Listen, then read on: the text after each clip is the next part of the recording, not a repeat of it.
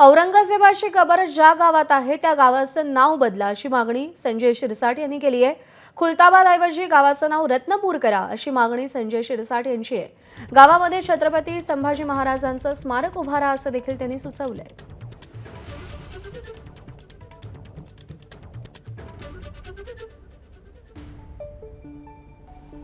पूर्वी या संभाजीनगरचं नाव खडकी होतं, कालांतराने त्याचं नाव औरंगाबाद झालं। तसंच रत्नपूर हे पूर्वी खुलताबादचं नाव पूर्वी रत्नपूरच होतं, कालांतराने ते खुलताबाद झालं। औरंगजेबाने त्यांच्या काळामध्ये केलेले जे काही कारनामे आहेत त्यामुळं अनेक शहराची नावं बदलली गेली। धाराशिवचं नाव बदललं गेलं, नगरचं नाव बदललं गेलं। हे सगळे बादवाले जे आहेत ना, तर त्या सर्व नाव बदलण्याची प्रोसेस आता आम्ही करतोय।